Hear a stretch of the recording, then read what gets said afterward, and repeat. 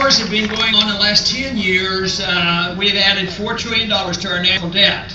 And a lot of that is falling on your shoulders because this is a burden. We are in the midst of an economic crisis. It's a debt crisis. And guess what they've been doing for the last 5 years since they recognized there's a crisis? They made the misdiagnosis. They didn't know it was a debt crisis. They thought they needed more spending, and they're running up the debt even faster, and they think that's going to solve the problem. It will not. We need to shrink the size of government. We need to give the money and the authorities and the power back to the people and let them spend their own money.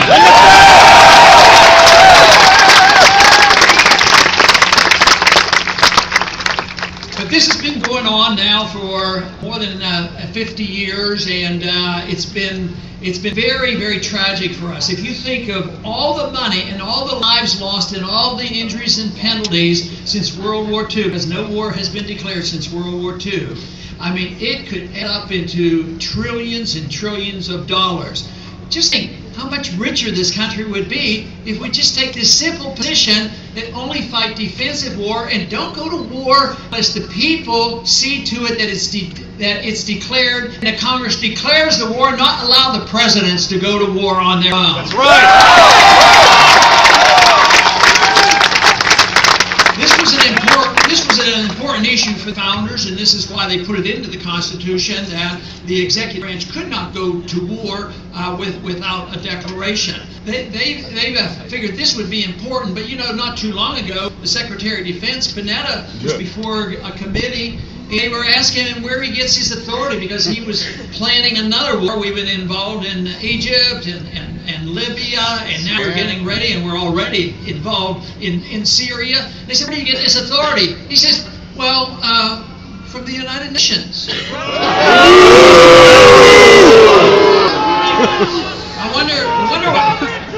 If anybody can discover which part of the Constitution that's in, let me know what it is, because it's not true. It's not true. They do not have the authority, and the United Nations can't make those decisions, and we shouldn't allow them. Matter of fact, the United Nations and the NATO charters explicitly say that this does not mean that you go to war without it going back to the U.S. Congress and the Congress making a decision.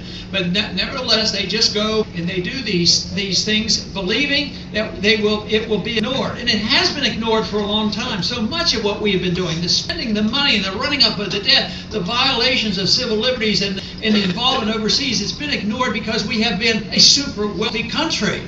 And all we have done, and so often, is we have way too much compromising in Washington. We have compromising between the right and the left and the conservatives and liberals, and they come together and they agree to keep spending more money. I'll spend money on your projects, you spend money on my project. And they've got away with this for a long time, and we kept re-electing the same people to the Congress who we're spending all this money. But guess what? Something happened in the last few years, especially 5 years ago. It's been discovered that we're broke. And we're broke, and there's nothing there. And therefore, the arguments and the tenacity that they're fighting over this shrinking pie, a pie that's practically gone, it's never ending. They can't solve the problem because all they're going to do is fight it. They will not entertain the thought that maybe government's out of control. Maybe we need to rein in the government and allow the people to keep the fruits of their labor and not have to turn it over to the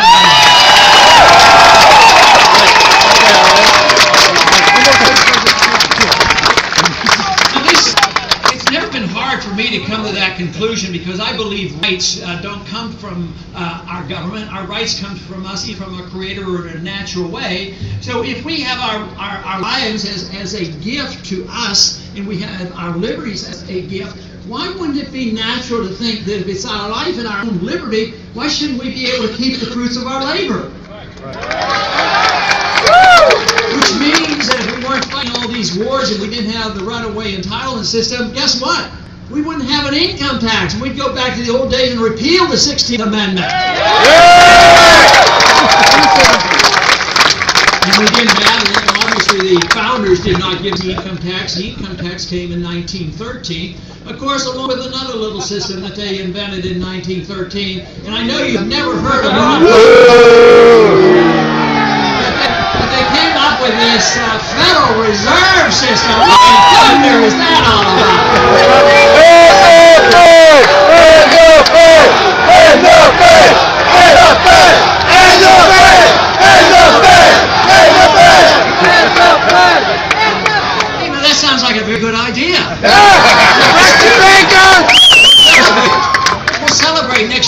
after we win the election, of course.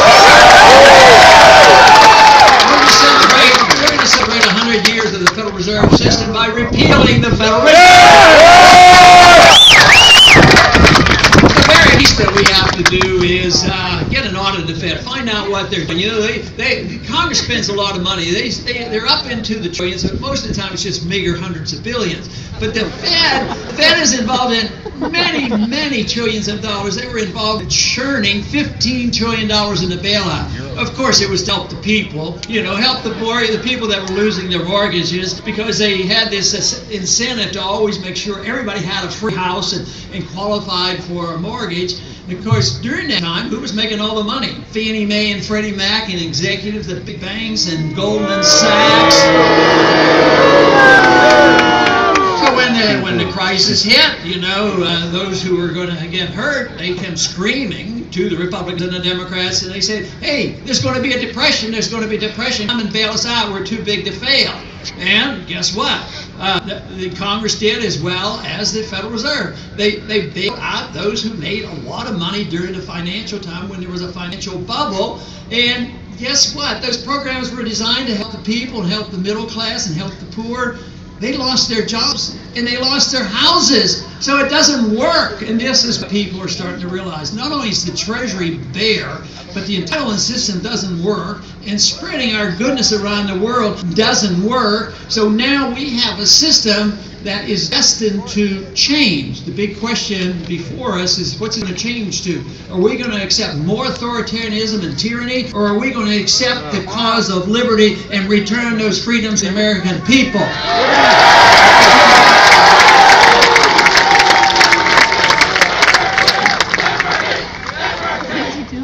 And it is the cause of liberty that we must address, and understanding where our liberty comes from is so important. The wonderful thing about liberty and the understanding of freedom is it will bring us together. The interventionist system, the big government, the bureaucratic system, the redistribution of wealth by the special interests, that divides us, especially when we run out of money. But if you think about what freedom is all about, it isn't judgmental. It doesn't come along and say, well, we want our freedoms because we want to impose on people certain things. We want our freedoms to allow people to have their own life and their own lifestyles and their own private practices. It's their business. So everybody's going to have different desires on what they want from their personal freedom. So we don't have to decide how we're going to use it, as long as nobody is forced to accept other people's ideas. So therefore we should come together because we endorse the concept of freedom and allow people to do what they want as long as they don't hurt people, and allow people to pursue their endeavors.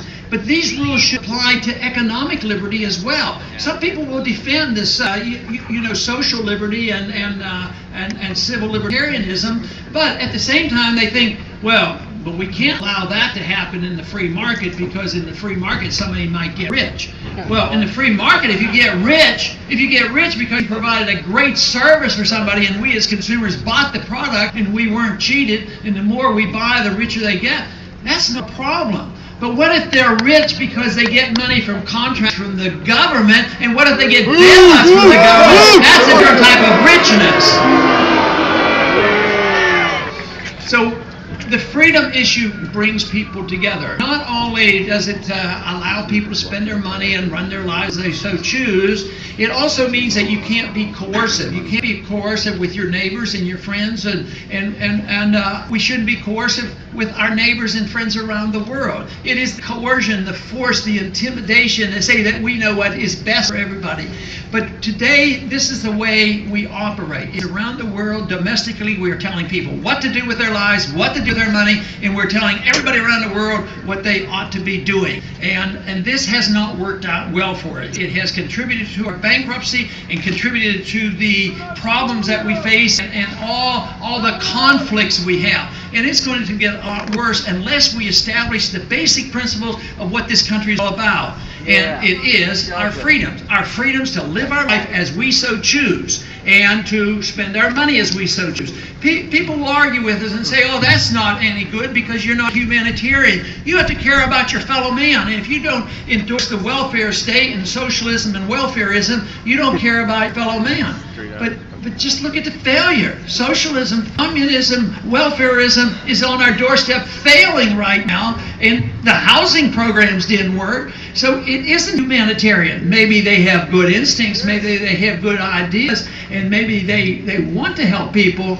But if you want to study history and find out where the largest middle class has ever been and the wealthiest middle class, it's been in the United States of America because it had maximum amount of freedom, and the freer we are, the freer our country is, the more prosperity there is.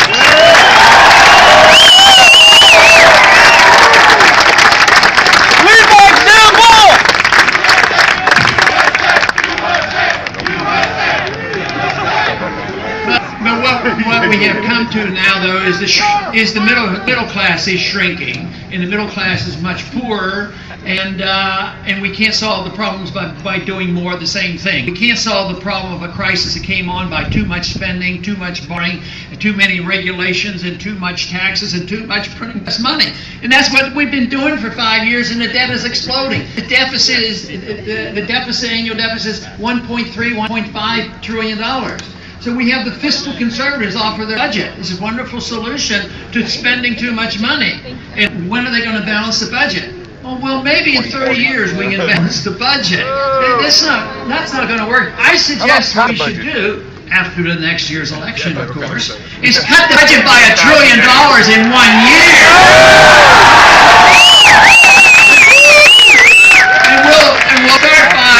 We'll start by stopping the wars and bringing our troops home and having them spend their money here at home. That doesn't mean only the Middle East. That means for Korea and Japan and Germany. Why should we subsidize their defense? We need to bring them home. We're flat out broke, and we have to borrow the money to do this. So this system is coming to an end. It's good news that it's coming to an end. It's risky business because we don't know what the replacement will be. But from my viewpoint of having traveled around the country, going to numerous campuses and talking to young people, let me tell you, I'm encouraged. I love what you people are thinking about.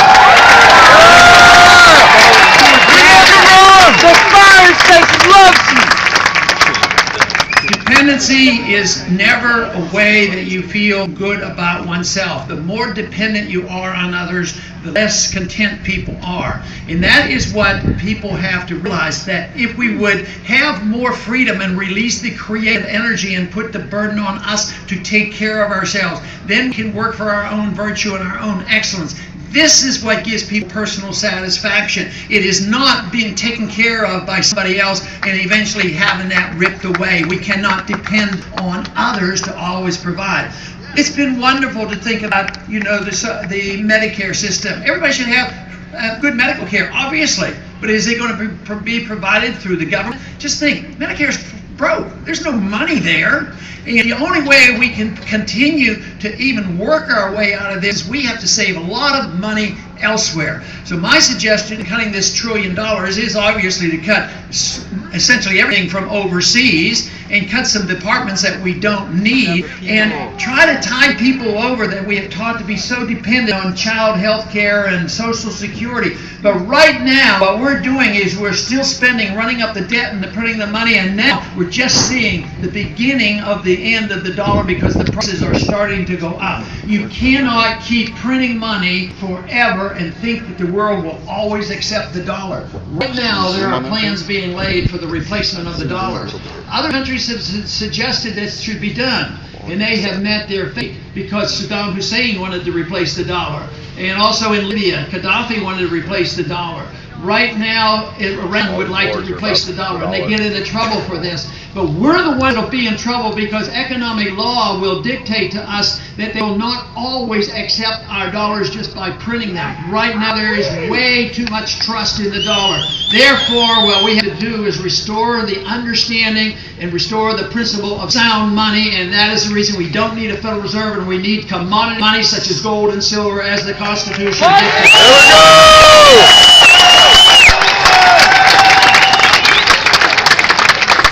Someday we're going to have to reverse the trend. So far, the trend this year hasn't been the greatest. On January 1st, there were 40,000 new laws laid upon us. You might as well go to college and study how to read all those laws and what these laws say, because it's going to take you an eternity to understand them, because nobody does unless you get into trouble. Then the bureaucrats and those authorities will come and tell us what's going wrong. But I would like to be the first president that got rid of 40,000 laws. That's what I would like.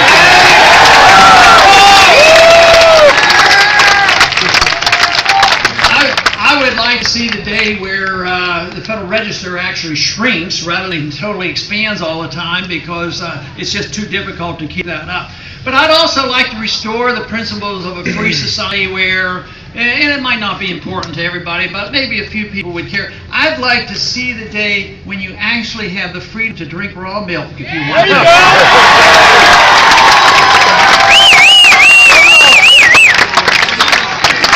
And take your own risk. Matter of fact, I'd just as soon see the day that you can put anything you want in your body that you want, and you take your own risk when you do it.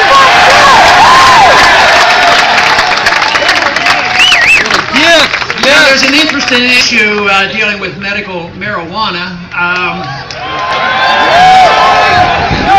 It's a great issue for me to want to bring left and right together. You know, the people from the right, use the word states' rights, and that's a bad word. That's politically incorrect. They say that's not nice to say the states' rights, and it means something else. Just think about it. If you had states' rights in California, you wouldn't have the feds bugging you and coming in here and invading and telling you what you can do with your own body. Yeah! Drinking our water! And then of course, the danger of drugs are obvious to me as a parent and a grandparent and as a doctor, but I'm also very much aware of the fact that prescription drugs are deadly too, and there's probably more addiction to prescription drugs than there are to illegal drugs. But not only has the war on drugs been a total failure, it hasn't solved the problem at all. There is a drug problem. Obviously, to deny that would be not a wise thing to do. To say that the drug war has helped, the drug war has become much more dangerous to us. It's undermined our liberties. It's undermined the principles of the Fourth Amendment and privacy rights. So the drug war has been much more dangerous than the drugs themselves.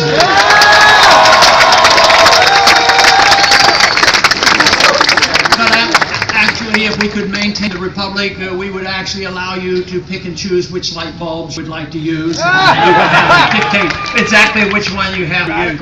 So this is these are the simple little things, but they're pretty important to make your own choices. And that is what freedom is all about, is making our own choices and not forcing anybody else to accept our choices. That is what we should be aiming for.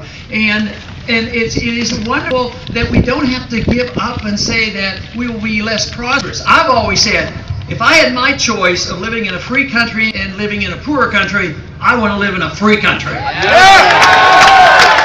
So we don't have to make that decision. We opt for liberty. We're going to live in a richer country. There is no doubt about it. So therefore, the cause ought to be liberty. But what has happened is that we became so wealthy, and then our government started to grow incrementally, and then we started to redistribute wealth for good intentions. And it was fine when we were a wealthy country. But then eventually, the further along we got, the more it gave the incentives to the special interests, the big corporations and the lobbyists, and then that became a business in itself. And that is the way government is run, by power and lobbyists and money. And what have those individuals who are redistributing wealth forgotten? They forgot about the production of wealth. You can't just have redistribution of wealth when it's not being produced. You have to talk about how wealth is produced, and that is in a free society. How wealth is produced. Inflation. They say that the problem in Washington is not enough compromise. I say there's been way too much compromise. Woo! They compromise on the issue. Both parties compromise on the issue that you can't challenge the Federal Reserve. They compromise on the entitlement system. They compromise on the monetary system. They compromise and they go together and accept the same foreign policy. We elect one president, then we elect another president. They say they're going to stop the wars and they're going to change. They never do. It's a one-party system, unfortunately. But the people get left out on this. This is why there are so many people now, more and more people are calling themselves independent. It's also a political problem for our campaign. It's very difficult, to win a primary in the Republican Party when the Republican Party might be the majority, might want to have more war, and the people who don't want war are independents and Democrats. So what we need to do, though, are bring the people together. And under the present circumstances right now, if you want to promote that cause, you might seriously consider maybe getting involved in the Republican primary at least this year and see what we can do to change things in this country.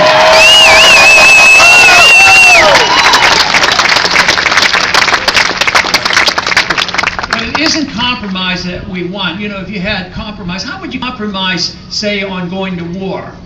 You need a declaration of war, don't you? Oh, well, we'll let you go to war sometimes without a declaration. What's a compromise on monetary policy? Print the money slower instead of having sound money? I mean, how do you compromise on things like this? What about the new policy that the president has instituted? And that is, he's allowed to assassinate American citizens. I say there's no compromise on that. He's not allowed to assassinate anybody, and he shouldn't be allowed to do it. And he shouldn't be allowed to use the military to arrest suspects in this country and put them in prison without a trial. We need to look at the National Defense Authorization Act and remove that authority from the president. The Congress gave him that authority, and he doesn't need it, doesn't deserve it.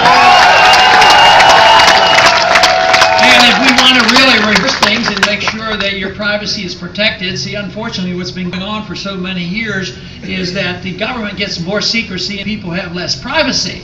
And we need more openness in government. We need more privacy for the people is what we need. But the direction that we have gone since 9/11 hasn't been favorable toward the cause of liberty. For instance, shortly after 9/11, they passed a little piece of legislation called the Patriot Act. Maybe if they had called the Patriot Act, repealed the Fourth Amendment Act, it might not have passed.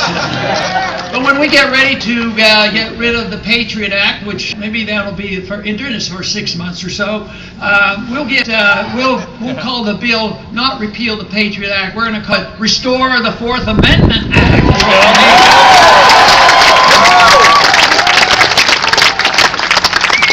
But what we need is coalition building. Because right now we've inherited a system where freedom has been chopped into pieces. Some people defend civil liberties and some people defend economic liberty.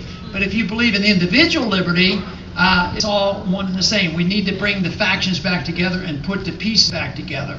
But we have to emphasize the fact that liberty is individual, but not by groups. I don't like hyphenated rights. We can have rights because we belong to a group. Tragically, this came about because in our early history, some groups were punished, because they belonged to a certain group. But we should never punish anybody because they belong to a group, but we should never give special benefits to anybody when they belong to a special group either. But today, I think the worst discrimination that we have in our country today has to do with the enforcement of our drug laws, because when you look at the number of poor minorities who happen to be in prison for life using drugs that were nonviolent, and were nonviolent, it far outnumbers those who happen to be rich and of a different color. It is very unjust, and there is discrimination in those fields. But we should think of liberty as being individual. Everybody should be treated as the individual. Everybody should have equal justice before the law, and we should diminish and decrease the amount of emphasis about us belonging to certain groups, because I think that is distractive to the cause of liberty.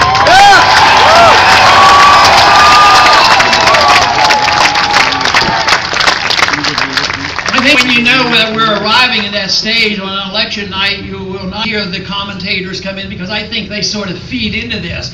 How did the blacks vote? How did the Hispanics vote? How did the white people vote? How did the Jewish people vote? How did the Catholics vote? How did the individuals vote? That's what we want to know.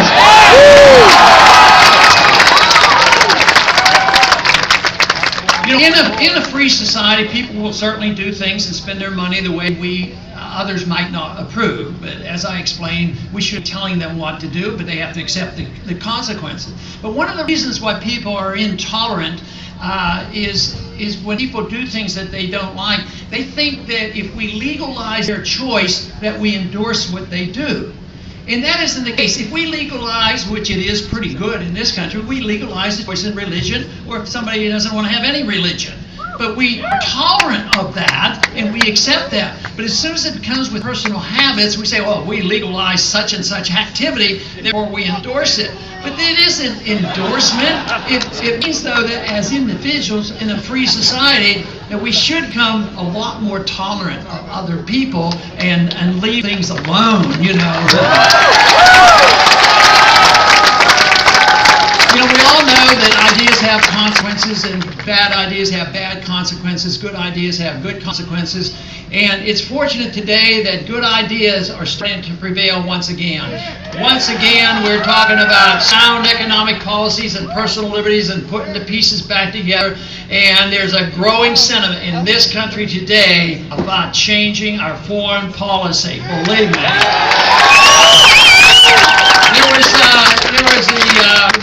When the wars were started and when I was fighting to try to stop the wars, it was difficult.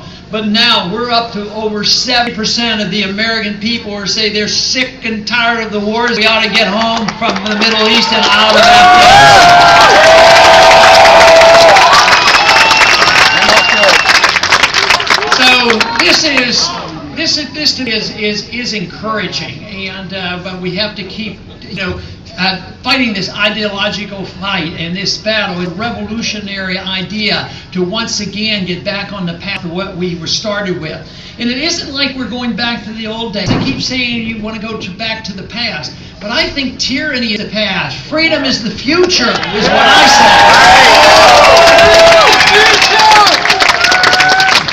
suggest that we take advice from the 1960s. Back in the 1960s, there was a lot of difficulty with the Vietnam War going on, a lot of drug problems and everything else that was going on.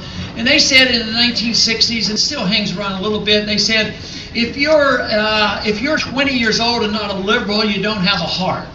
Yeah. And they said if you're 40 and you're not a conservative, you don't have a brain. But I'll tell you what, why can't you have a heart and a brain at the same time for your whole life? That is what we need, and that's what freedom is all about. It's far from a perfect society, but the imperfection of man means you don't want the government telling us what to do, because they don't know what we want to do with our lives, and they don't know what we want to do with our money. So when the government takes hold, they don't know what we want, and they make mistakes when they do it. It affects all of us. But when we do it to ourselves, yes, there will be consequences, but you don't have a right to demand that your neighbor takes care of you because you've made mistakes and made bad choices. And that's something that has to be assumed. If you don't do that, then you have to say, well, the collective has to take care of everybody. Everybody owns everything, and everybody's going to take care of us. But that won't work. Self-reliance is very important in a free society, and it's a very productive incentive for people to take care of themselves. And this is where the wealth comes from.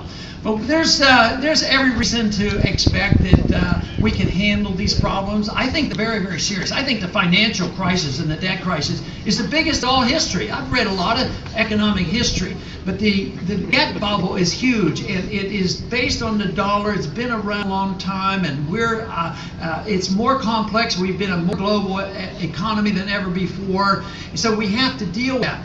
So we've had worse times in some ways, the Great Depression and world wars going on, but this is structural. This is structural for us with the understanding of freedom, the understanding of how serious our economic problems are. And this is the reason why we have to band together and fight for this cause. And I believe it's an idea whose time has come and it cannot be stopped.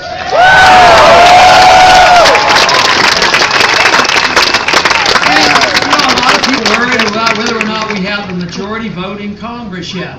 You know, it isn't going to happen. It is an irate, tireless minority who's willing to start these brush fires away in the minds of men that will change this world, and I believe that is what's happening today, that people are energized and they're enthusiastic about this, and that these changes can come about. So there's many reasons for us to be optimistic, but not unconcerned. We should be concerned because other nations have gotten to this point and they went in the wrong direction and they ended up with more tyranny. But this idea that we're going back to the old days, freedom is a very young idea. Tyranny is the old idea. If they're talking about going backwards, you're going back to tyranny. That's big government telling people that they don't have individual rights, that they can arrest us by the army, put us in prison, no habeas corpus, assassinating our own citizens, fighting wars that are undeclared, the rule of law being ignored and the Constitution ignored. That is what is serious, and that is what we have to get hold of and change the direction of this country. But there's reason to believe that this momentum can continue and will continue. There's every reason that we should expect an improvement. I see it all the time. Now, when is it going to come back? Tomorrow, the next day, or whatever? People sometimes get annoyed now. No matter what happens, nothing ever changes. It's people's attitudes that count. Just think about the bill Stop Online Piracy Act. That horrible bill that we have.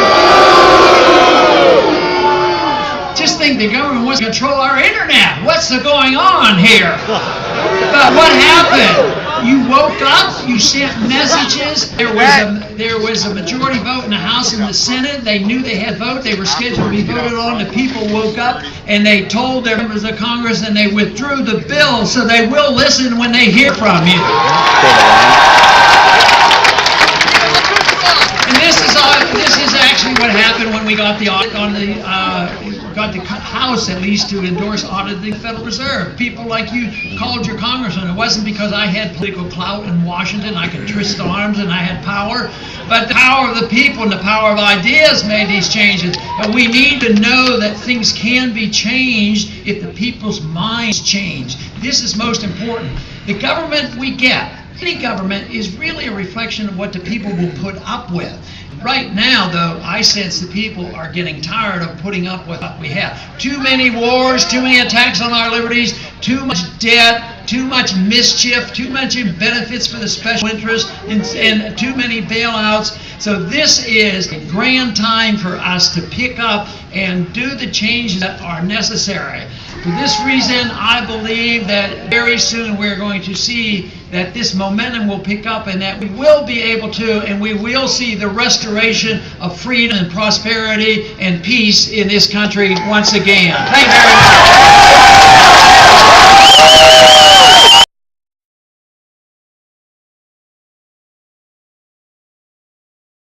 Political clout in Washington, I could twist arms and I had power, but the power of the people and the power of ideas made these changes. And we need to know that things can be changed if the people's minds change. This is most important. The government we get, any government, is really a reflection of what the people will put up with. And right now, though, I sense the people are getting tired of putting up with what we have. Too many wars, too many attacks on our liberties, too much debt, too much mischief, too much benefits for the special interests, and too many bailouts. So this is a grand time for us to pick up and do the changes that are necessary. For this reason, I believe that very soon we're going to see that this momentum will pick up and that we will be able to, and we will see the restoration of freedom and prosperity and peace in this country once again. Thank you very much.